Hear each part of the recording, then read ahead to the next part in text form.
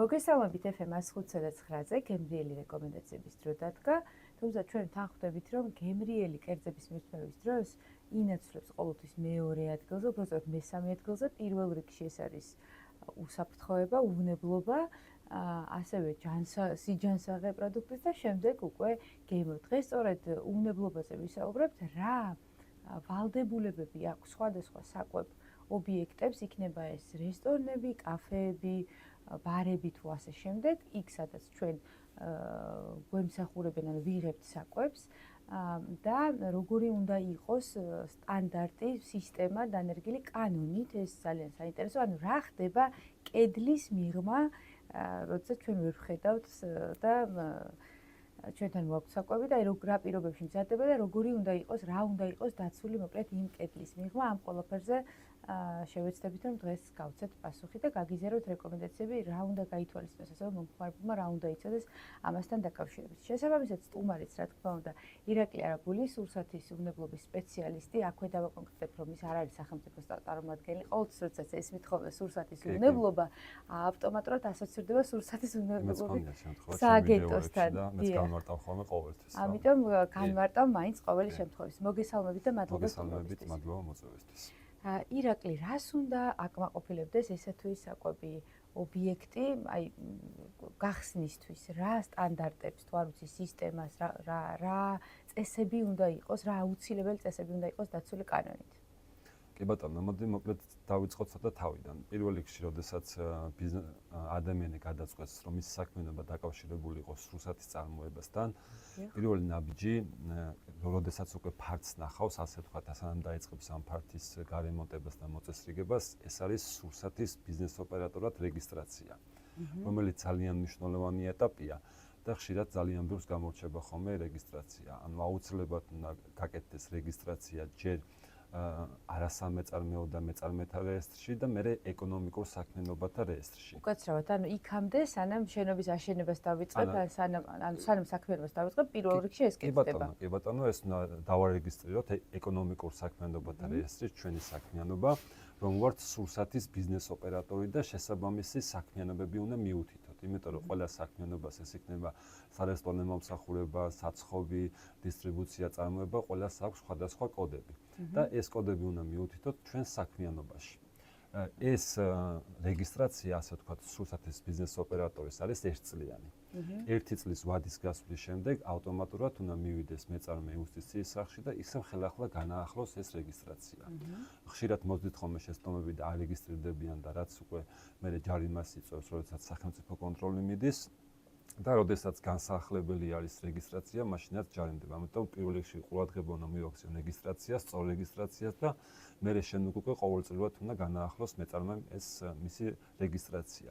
შემდეგ უკვე ფართი თუ ნახავთ ან ავაშენებთ, ძალიან მნიშვნელოვანია ადგილმდებარეობა ამ ფართის. არ უნდა იყოს მაგალითად ისეთ ადგილას, რომელიც ადგილიც გამოიწვევს მის პოტენციურ დაბინძურებას, ან მდინარესთან ძალიან ახლოს, ან ნაგავსაყრელთან, საიდანაც შეიძლება გავრცელდეს სხვადასხვა დაბინძურება და სხვადასხვა რისკი. იმ შემთხვევაში თუ გადაწყვეტს ადამიანი მსგავსი ტიპის ადგილას ააშენოს საკვები დაწესებულება, სახელმწიფო ამის უფლებას არ მისცემს. სახელმწიფო მისცემს ამის უფლებას, უბრალოდ უნდა უზრუნველყოს ანუ დაბინძურება, ანუ რომ არ დაბინძურდეს არანაირი გზით, ასე ვთქვათ, წარმოებული სურსათთან შენობა ნაგებობა. უფლებას აძლევს, უბრალოდ ამან უნდა უზრუნველყოს მეწარმემ ამ ყველაფრის დაცვა. კი ბატონო, ეს არის უფრო საქმიანობა, რომელიც უნდა გაითვალისწინოს თვითონ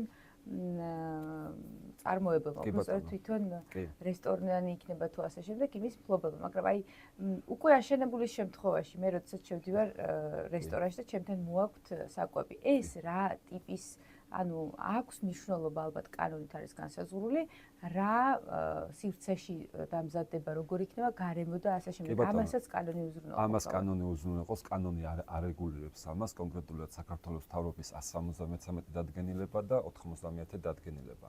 173 დადგენილებაში გაწერილია კონკრეტულად ის მოთხოვნები, რასაც უნდა აკმაყოფილებდეს ამ შემთხვევაში საზოგადოებრივი კვების ობიექტის სამზარეულო.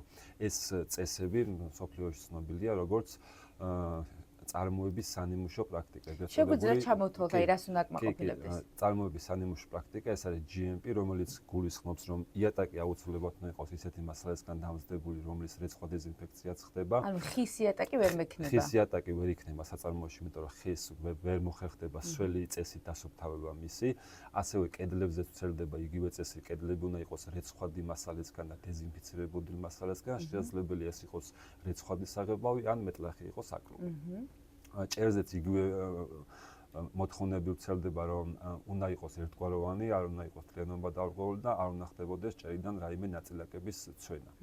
გარდა მაგისა, სამზარეულო უნდა იყოს გაყოფილი რამდენიმე ზონად და ყველაზე მინიმუმი ეს არის, რომ იყოს გაყოფილი ჭუჭყიან და სუფთა ზონად, ანუ მაღალი რისკის ზონად და დაბალი რისკის ზონად. ან ჭუჭყიან ზონაში უშუალოდ უნდა ხდებოდეს ინგრედიენტების მიღება, განფუთვა, გარეცხვა და მერე უკვე გადიოდეს სუფთა ზონაში, სადაც ხდება ამის ეს სივრცეში ხდება, მაგრამ ეს სივრცე შესაძლებელია, რომ ცალ-ცალკე სივრცე იყოს და შესაძლებელია ერთი სივრცე იყოს და უბრალოდ გაყოფილი იყოს ამ ორი მიმართულებისთვის.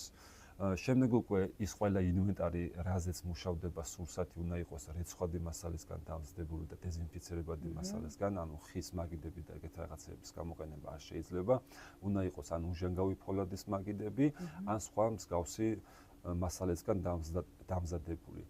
თვითონ გამწვევის სისტემა არის კიდე სავალდებულო ამ GMP-ის მიხედვით, რომელიც უზრუნველყოფს ხარშვის, ხობის და თერმული დამუშავების დროს ამ კონდენსატის გატანას ობიექტიდან და რაც უნდა იყოს ძალიან ეფექტური, რომ არ წარმოიქმნას კონდენსატი ობიექტზე, იმიტომ რომ ოდესაც კონდენსატი წარმოქმნილია ობიექტზე, ეს არის კრიტიკული შეუსაბამობა და ჯარიმდება საკმაოდ სოლიდური თანხით სახელმწიფო კონტროლისგან. აი სამზარეულო რამხელა იქნება. ფართი დამოკიდებულია უშუალოდ წარმოებული პროდუქტის რაოდენობაზე და რამდენი ადამიანი მუშაობს. შეიძლება იყოს პატარა, შეიძლება დიდი, უბრალოდ ეს დამოკიდებულია, ასე ვთქვათ, ბიზნეს ოპერატორის სტილზე, რა საკეთებს და როგორ აკეთებს, მაგრამ თუ მე ძალიან ბევრი ადამიანს ვემსახურები და ბევრი ადამიანი დასაქმებული სამზარეულოში, სამზარეულო დიდი უნდა იყოს. შესაბამის უნდა იყოს, იმიტომ რომ არ უნდა ხდებოდეს, ასე ვთქვათ, ჯვარედინი დაბინძურება ერთმანეთთან კვეთაში არ უნდა მოდიოდეს, მაგალითად, უმი პროდუქტი, მზა პროდუქტი, ნარჩენები და ასე შემდეგ. ეს ყველაფერი უზრუნველყოფს ზუსტად იმას, რომ ფართი უნდა იყოს შესაბამისი ამ პროცესების სწორად მართვისთვის. შემდეგ უკვე ასე ვთქვათ, სავენტილაციო სისტემაც აქვს ძალიან დიდი მნიშვნელობა, იმიტომ რომ ჰაერი უნდა ცირკულირებდეს და სუფთა ჰაერი შემოდიოდეს ობიექტზე. ასე ვთქვათ, ფანჯრები, სადაც არის ფანჯრები უნდა იყოს დაცული, ასე ვთქვათ, პლასტიკისგან, რომ გატეხვის შემთხვევაში არ მოხდება ამ ნამსხვრევების მიმობნევა ადგილზე. ანუ შიგნიდან უნდა დამცავი შრე და გარდა მაგისა სამზარეულოში თუ რამე შუშის ინვენტარი არის, მას ჭირდება განსაკუთრებული კონტროლი, რომელიც უნდა კონტროლდებოდეს ყოველდღიურად რა მდგომარეობაშია შუშის ინვენტარი. მაგალითისთვის უნდა იყოს ასევე პერსონალისთვის გამოსაცვლელი სივრცე, სადაც უშუალოდ პერსონალი სამსახურში მოსვლის შემდეგ გამოიცვლის, ჩაიცნოს სამუშაო ტანსაცმელს და მერე უნდა შევიდეს უკვე ამ სამუშაო სივრცეში. ამასაც სწორედ ეს GMP განსაზღვრავს. როდესაც ეს ყველაფერი მოწესრიგდება, ასე ვთქვათ, ეს ინფრასტრუქტურა, ინვენტარი და ყველაფერი კანონთან შესაბამისობაში იქნება, შემდეგ იწყება უკვე, ასე ვთქვათ, ჰიგიენის სანიმუშო პრაქტიკის დანერგვა. და ეს გულისხმობს მაგალითისთვის პერსონალის ჰიგიენის ინსტრუქციას და წესებს. ანუ ეს უნდა იყოს შედგენილი ობიექტზე, ინსტრუქციის სახით უნდა იყოს გაწერილი, მაგალითისთვის პერსონალს რა უნდა ეცვას, როგორ უნდა იქცეოდეს და ასე შემდეგ. ასევე ეს ყველასთვის ერთია, ყველა რესტორანში, ყველა საკვებ ობიექტზე ეს წესები ერთი არის ძირითადად. კი, წესები ერთი და იგივეა, თითქმის ყველგან ანუ ერთი და იგივე მოთხოვნები არის. შემდეგი არის მაგალითად ნედლეულის მიღება, შესყიდვის და შენახვის ინსტრუქცია, სადაც გაწერილი უნდა იყოს თუ როგორი მომწოდებლებისგან უნდა შევიზინოთ ნედლეული. აი მაგალითად სწრაფი ობიექტებს, ზოგადად რესტორნებს ვალდებულება აქვთ, რომ ნებისმიერი ინგრედიენტი უნდა შეიძინონ მხოლოდ რეგისტრირებული მომწოდებლისგან. ანუ თუ არ რესტორანი მაგალითად წავედი და კონკრეტული გლეხისგან ვიყიდე, ანუ ადამიანისგან, არარეგისტრირებულისგან არ მაქვს უფლება ბოსტნეული ხილი და ასე. რა ინგრედიენტი შეიძინენ ამ შემთხვევაში მაღალი რისკის მატარებელი პროდუქტი არ უნდა ანუ რძის პროდუქტი აუცილებლად უნდა იყოს ქარხნული გასაგები და ხორციც. კი ბატონო, იმიტომ რომ ხორცი ჭირდება უკვე სასაკლაოს გავლა თანამ რესტორნამდე მოვა. შემდეგ მაგალითად მავნებლების კონტროლის ინსტრუქციაც უნდა იყოს გაწერილი და უნდა იყოს წესის სახით მიღებული თუ როგორ ვებრძვით მავნებლებს, რომელიც ძალიან მნიშვნელოვანია ეს კონტროლი ობიექტებისთვის, რომ არ იყოს თაგვები, წერები, ჭიანჭველები და ტარაკნები. ამისთვის არსებობს ხსნარები, რომელთაც უნდა დამუშავდეს ადგილები, რომ არ გაჩნდეს ეს მავნებლები, რომელთაც ძალიან დიდი ზიანის მოტანა შეუძლიათ კვების ობიექტებისთვის.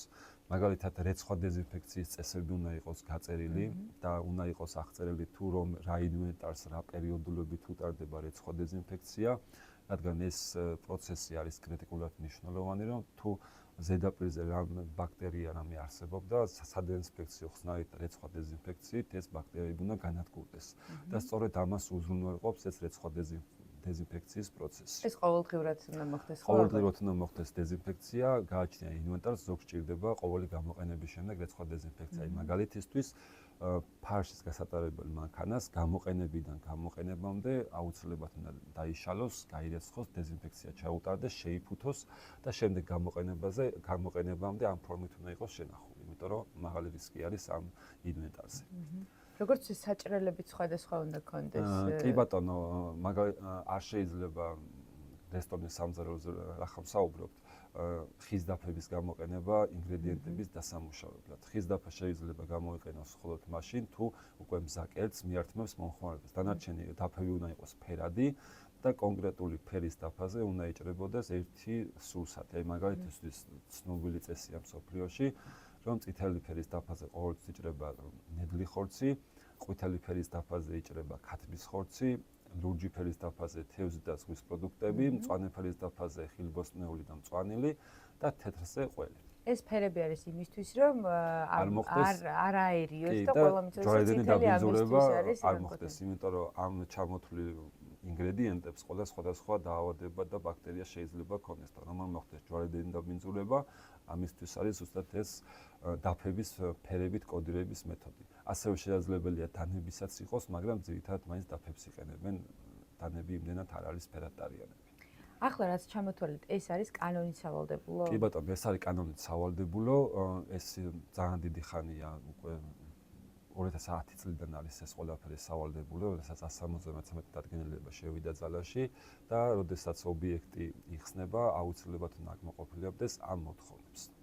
თუმცა ჩვენ ვიცით და გვინახავს არაერთხელ, რომ ბევრი ობიექტი, რომელიც ამ მოთხოვნებს არ აკმაყოფილებს და აი რამდენად ხშირია ხოლმე ეს დარღვევები და რა ხდება ამ დროს, ან როგორ ხდება კონტროლი ამისი, თუ გაქვთ ინფორმაცია სახელმწიფოს მხრიდან?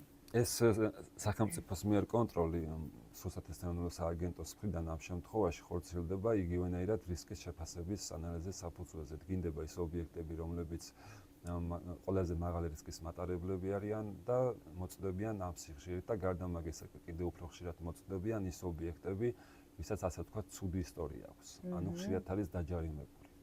უფრო ხშირად ეგეთი ობიექტებიც მოწდებიან. და ყველაზე დიდი შეცდომა ამ მომენტში ის არის, რომ აი მაგალითად მეწარმე გახსნის რესტორანს, დაიწყებს მუშაობას და მე აღმოაჩენს, რომ რაღაცები არის სავალდებულო. და მე უკვე ძალიან ძნელია ამ გარემონტებული ან თუნდაც აშენებული რესტორნის გადაკეთება. ამიტომ თავიდანვე აქვს მნიშვნელობა, რომ როგორც კი ეს შენობის ნახაზი დაიგეგმება, იმ მომენტიდან უნდა ჩაერთოს უნებლობის სპეციალისტი ვინმე და სწორად მოხდეს ამ ყველაფრის დაგეგმარება, რომ შემდგომ არ მოუწიოს უკვე ბიზნეს ოპერატორს რაღაცების გადაკეთება, როდესაც მივა უკვე სახელმწიფო კონტროლი და დაუწეს შეუსაბამობებს. ჩვენ მივედით გვესმის ჰასპის სისტემა, მაგრამ ბევრმა არ იცის ეს რა არის. ანუ ეს ჰასპის სისტემა კიდევ სხვა რამ არის და ის რაც ჩამოთვალეთ სხვა. კი ბატონო, მოკლედ ამ ჰასპის სისტემას რაც შეეხება, ეს სისტემა არის, ასე ვთქვათ, ანუ ეს წარმოების სანიმუშო პრაქტიკა და ჰიგიენის სანიმუშო პრაქტიკა, რო იყოთ ასე ვთქვათ, საძირკველი და ჰასპი არის უკვე სახურავი, ან სურსათის უნებლობისთვის. და თქვენ ყველაფერი ჩამოთვალეთ და ჰასპი რაღაც ითვალისწინებს საინტერესოა. ჰასპი ქართულად ითარგმნება როგორც საფრთხის ანალიზის და კრიტიკული საკონტროლო წერტილების მართვის სისტემა. ამ შემთხვევაში ჰასპი გულისხმობს წარმოების ეტაპზე, უკვე აი ინგრედიენტების მიღებიდან გაცემამდე, კერძი რა ეტაპებსაც გადის, თითოეულ ეტაპზე ფიზიკური, ქიმიური და ბიოლოგიური საფრთხეების კონტროლს. ანუ მაგალითად, შეგვიძლია ერთ რომელიმე კონკრეტულ აი ხინკლის მაგალითზე რომ მოვყვეთ, რომ რა ჰასპის სტანდარტით რა როგორ უნდა დამზადდეს ხინკალი. ჰასპის სისტემის მიხედვით, ან ხინკლის წარმოების შემთხვევაში, როდესაც ტექნოლოგიური ბლოკ-სქემა შედგება, უნდა დადგინდეს ამ საფრთხის ანალიზის საფუძველზე კრიტიკული საკონტროლო წერტილები, რომლებსაც ჭირდება მუდმივი მონიტორინგი, რადგან იმ მომენტში საფრთხის დონე ძალიან მაღალია და თუ მონიტორინგი არ ხდება, მივიღებთ პოტენციურად დაბინძურებულ სურსათს. მაგალითისთვის, ხინკლის წარმოების შემთხვევაში ფქვილის გაცრა საცერით არის კრიტიკული საკონტროლო წერტილი. და იმიტომ გინდება ეს ჰასპის მიხედვით, რომ თუ წარმოება არ დავიწყეთ ხინკლის დამზადება, იქამდე ამ პროცესს ვერ გავაკონტროლებთ. ანუ ვერც GMP და ვერც GHP ამას ვერ გააკონტროლებს. ეს კონტროლდება ჰასპით. გასაგებია. და ფქვილის გაცრა არის კრიტიკული საკონტროლო წერტილი. აუცილებლად უნდა გაიცრას საცერის მეშვეობით და უნდა გაკონტროლდეს გაცრის შემდეგ ფქვილის სისუფთავე და გაცრის დაწყებამდე საცერის ბადის თვლიანობა. და შესაბამისად პერსონალი ჟურნალში ინიშნავს ამ ყველაფერს, როდესაც მოახდინა ფქვილის გაცრა, საცერის თელი იყო და ფქვილის სისუფთავე. ეს წერილობით უნდა ჩანაწერი გაკეთდეს, რომ შევამოწმე საცერი იყო თლიანი თუ როგორ ხდება საინტერესო. ეს ფორმა არის სპეციალური, სადაც ეს ყველაფერი წერია და უბრალოდ სვავ თარიღს, დროს მოპტიჭკავ, ასე ვთქვათ, რომ საცერის ბადე მთლიანი იყო, ფქვილის სუფთა იყო, იმასაც მოპტიჭკავ და ხელს მოაწერ ბოლოში. და ამით პასუხისმგებლობას იღებ, რომ ფქვილი სისუფთავე სუფთა იყო, იმიტომ რომ თუ რამე გაიპარა, ამ შემთხვევაში საფრთხე არის ფიზიკური დაბინძურება. შემდეგ ეტაპი აღარ არსებობს, რამაც ეს უნდა ანუ გამორიცხოს, ასე ვთქვათ, იმიტომ რომ ამის შემდეგ არანაირი ეტაპი აღარ არის. ამიტომ არის ეს შუშის ნამსხვრევი პატარა. ამიტომ ეს არის კრიტიკული საკონტროლო წერტილი. იმიტომ რომ ამის შემდეგ ეტაპი აღარ არსებობს, რასაც გააკონტროლებს ამ საფრთხეს. აი შემდეგი მეორე მაგალითად არის ცომის საფრთხეში იგულისხმება, ხო? ანუ ეს არის ბოლო რაც კი. სადაც შეგვიძლია გავაკონტროლოთ ეს ფიზიკური საფრთხე. გადავიდეთ ხორცზე. შემდეგ უკვე სხვა ეტაპები, რაც მოდის, არ არის კრიტიკული საკონტროლო წერტილები და არის ხინკალის მოხარშვა კრიტიკული საკონტროლო წერტილი, რომელიც წინასწარ დადგენილია მწარმოებლის მიერ, რომ ადუღებიდან მაგალითისთვის რამდენ ხანში უნდა მოიხარშოს ხინკალი და ყოველთვის უნდა დაიცვან ეს წესი და შესაბამის ჩანაწერიც გააკეთოს. ანუ ერთი წუთით ადრე ვერ ჩაიყრება ხინკალი და ვერც ორი წუთით. არის ამ შემთხვევაში ჰასპი გულისხმობს კრიტიკული ზღურის დადგენას, რომელიც შეიძლება იყოს ტემპერატურის, შეიძლება იყოს დროის და ამ შემთხვევაში კრიტიკული ზღვარი, როდესაც მიეთითება მაგალითად 9 წუთიდან 11 წუთამდე. დიახ. არ უნდა ჩამოწდეს არც 9 წუთზე ნაკლებში არ უნდა მოიხარშოს და არც 11 წუთზე მეტში უნდა მოიხარშოს, იმიტომ რომ 9 წუთზე ნაკლებში თუ მოიხარშა, მივიღებთ პროდუქტს, რომელშიც ბაქტერიების არსებობის შემთხვევაში გადარჩება ბაქტერია, ხოლო 11 წუთზე მეტის შემთხვევაში თუ მოიხარშა, უკვე ორგანოლეპტიკურად აღარ იქნება ეს პროდუქტი მისაღები. ანუ თუ სწორად გავიგე, თუ მაქვს მაგალითად რესტორანი და მაქვს გარკვეული მენიუ, ვიცი წინას რა საკვებს ვამზადებ, რა კერძებს ვამზადებ, სათითაოდ ყველა კერძი წინასწარ უნდა მქონდეს გაწერილი, რა როგორ მზადდება და რა ეტაპები უნდა გაიაროს? კი ბატონო, ამისთვის რესტორნებს აქვთ ტექნოლოგიური ბარათები. ანუ ტექნოლოგიური ბარათი არის, ასე ვთქვათ, დოკუმენტი, სადაც იწერება თითოეული კერძის დამზადების შემთხვევაში, მაგალითად 500 გრამი მწვადის დამზადების შემთხვევაში რა ინგრედიენტები მიდის. ნეტო ინგრედიენტი და ბრუტო ინგრედიენტი. იწერება ეს კალკულაცია და შემდეგ ქვევით იწერება უკვე მომზადების ტექნოლოგია, სადაც უკვე ეტაპ-ეტაპ იწერება თუ რა ეტაპს გადის მაგალითად ან მწვადი მომზადების შემთხვევაში. სიტყვაზე მიიღებთ, ვეცხავთ, ვამუშავებთ, მაცივარში ვინახავთ და პლუს იქ უნდა ეწეროს ასევე გრადუსი. რამდენი გრადუსი უნდა შეიწვას და რამდენი დრო უნდა დასჭირდეს. თითოეული კერძისთვის ყველა რესტორანს უნდა ქონდეს გაწერილი ტექნოლოგიური ბარათები. ეს მხოლოდ რესტორნებს ეხება თუ მაგალითად საცხობი რომ არის უბანში ან არ ვიცი სკოლაში მაგალითად ეს ტექნოლოგიური ბარათები ეხება ყველას, გარდა იმისა რომ თვითონ არა მხოლოდ ბარათებს გულისხმობ, ზოგადად აი ეს წესები ყველა ზოგადად წესები აბსოლუტურად ყველა სურსათის ბიზნეს ოპერატორისთვის არის ერთი და იგივე, რომლის საქმიანობაც დაკავშირებულია სურსათის ამ შემთხვევაში წარმოებასთან და გადამუშავებასთან.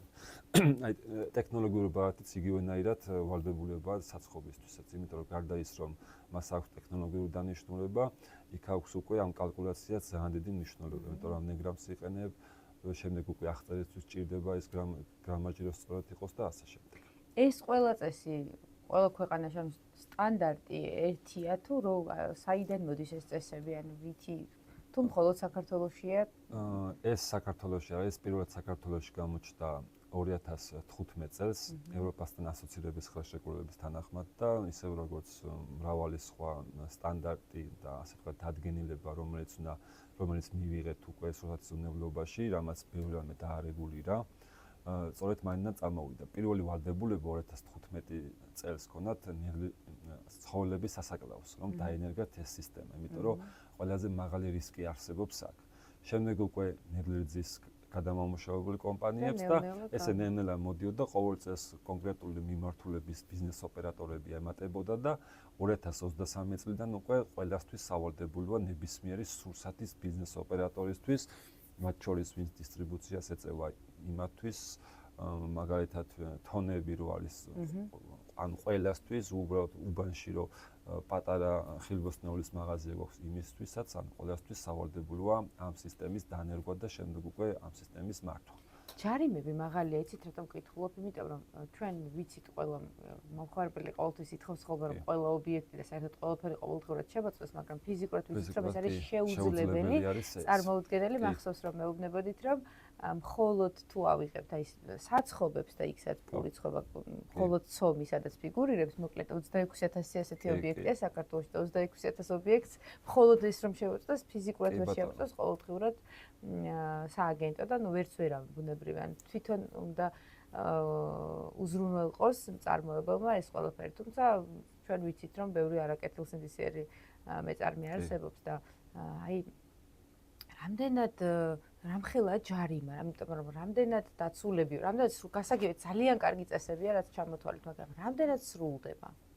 აი გასაგებია რომ ეს მაღალი რაღაცა სტანდარტების რესტორნები ძალიან ძვირად ღირებული შეიძლება ასრულებდეს, მაგრამ აი თუ ეს კანონი ვრცელდება ყველაზე, რამდენად ასრულებენ მაგალითად საცხობები, იგივე თონეები და ასე შემდეგ. აი ეს სტატისტიკა არსებობს. როგორ არის სტატისტიკა თვითონ სურსათის სააგენტოს აქვს, უბრალოდ ეხლა იმას ფიქრობდი რომ აუცილებლად მაინტერესებს ზოგადად ეს მდგომარეობა და კონკრეტული რიცხვები მაინტერესებს ობიექტების და აუცილებლად გამოვითხოვ ეს ინფორმაცია.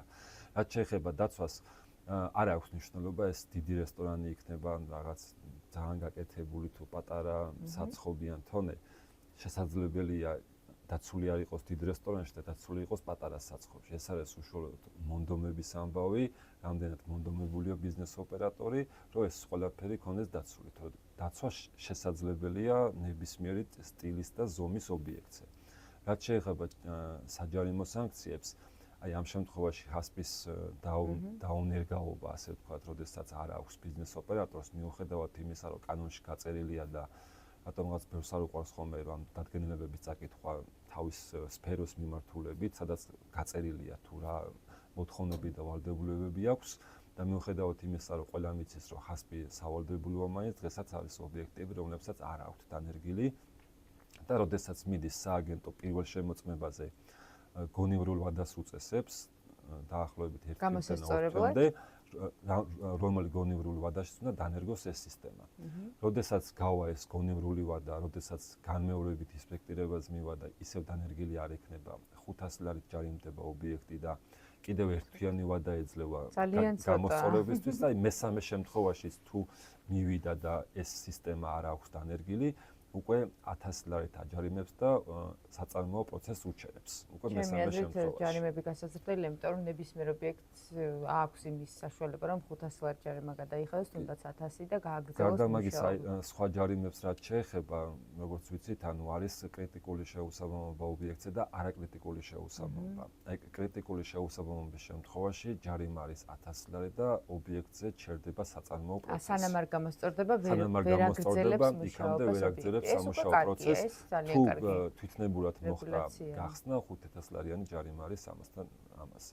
ან თუ დაკეტილი ობიექტი იყო და თვითნებურად გააღო და მაინც გააგრძელა მუშაობა 5000 ლარიანი ჯარიმა და ეს კრიტიკული შეუსაბამობა შეიძლება იყოს წევა როგორც აღნიშნეთ კონდენსატი გამწოლზე, არახიგიენური მდგომარეობა, რეცხვა დეზინფექციის და ზოგადად რეცხვის არარსებობა, მავნებლების ფეკალიები, ნარჩენები, მაგალითად ჭერიდან ცვენა თუ დაბლა ღია პროცესი მიმდინარეობს და ასე შემდეგ. და არაკრიტიკული შეუსაბამობა ისეთ დარღვევა, რომელიც ადამიანის ჯანმრთელობას საფრთხეს არ უქმნის და რომლის გამოსწორება შეიძლება მარტივად. ამაზეც გონივრულ ვადას უწესებს სააგენტო და შემდეგ ამ ვადის გასვლის მერე თუ არ გამოასწორა, მე ჯარიმდება 500 ლარის ოდენად. მოკლედ რომ ვთქვათ, რა სიხშირით მოწმდება, ან სახელმწიფოს რა რესურსი აქვს, რა სიხშირით ამოწევს მაგალითად თითო ასეთ ობიექტს, რესტორანი იქნება, საცხობი თუ ასე შემდეგ და დაგეგმილია ხოლმე როგორც წესი ესეთი შემოწმებები, თუ ვიცი რომ შემამოწმებენ, მოვემზადები იმ დღეს ყველაფერი კარგად მექნება. სახელმწიფო კონტროლის განხორციელების შემთხვევაში არც ერთ ბიზნეს ოპერატორმა არ იცის როდის მივა მათთან შემოწმებაზე სურსათის ეროვნული სააგენტო. ეს არის მოულოდნელი და სწორი მიდგომა ის, იმიტომ რომ რეალური სურათი ხვდება სააგენტოს, როდესაც ასე ვთქვათ, მოულოდნელად მიდის და ობიექტს წლის განმავლობაში რამდენჯერ ამოწმებენ, თუ იცით და ზუსტი რიცხვები, არ ვიცი, მე შემიძლია ჩემი ობიექტებზე, მე სადაც ვიმუშაობ, იმ ობიექტების მაგალითზე გითხრათ, დაახლოებით 2 ჯერ მოდიან ხოლმე მაგალითად რესტორნის შემთხვევაში. წლის განმავლობაში. ძალიან დიდი მადლობა. კანონები ძალიან კარგი გვაქვს, თავარია მათი აღსრულება მოხდეს და ნელ-ნელა მე რა ინფორმაციაც მაქვს, ყოველწლიურად ამ მიმართულებით ზოგადად სურსათმცოდებლობის მიმართულებით დარღვევები ყოველთვის არის, მაგრამ ყოველწლიურად მონაცემები უმჯობესდება, ეს ნიშნავს იმას, რომ ნელ-ნელა წინ მივდივართ და ეს რა თქმა უნდა არის მისასალმებელი და ძალიან სახელმწიფო კარგი. კონტროლის რაოდენობაც უფრო იმატებს ყოველი კვარტალში და ესაც კარგი არის. ანუ უფრო ხშირად ყოველწლიურად უფრო ხშირად ამოწმებენ ვიდრე წინა გასულ წლებში. ძალიან დიდი მადლობა, ვფიქრობ საინტერესო გადაცემა გამოგვიდა, ვფიქრობ რომ ჩვენი მსმენელი შედარებით უფრო დამშვიდდა, იმიტომ რომ ყოველთვის, როდესაც ჩვენ ვერ ვხედავთ მაგალითად კედლის მიღმა, როგორ მზადდება ესა თუ ის კერძი, ყოველთვის არის ხოლმე ეჭვი, აი რა პირობებში მზადდება და ასე შემდეგ და როდესაც გვესმის რომ არსებობს კანონი და არსებობს და ეს ამ კანონის აღსრულება მეტნაკლებად, მაგრამ მაინც ხდება, ყოველ შემთხვევაში უფრო მეტად ვიდრე გასულ წლებში, ეს სიმშვიდის საფუძველს გვაძლევს. ძალიან დიდი მადლობა. მე მსმენელს შევახსენებ, რომ ჩემი დღევანდელი გადაცემის სტუმარი იყო ირაკლი არაბული, სურსათის უნებლობის სპეციალისტი. მე მომავალ 4 შაბათამდე გემშვიდობებით ნახვამდის.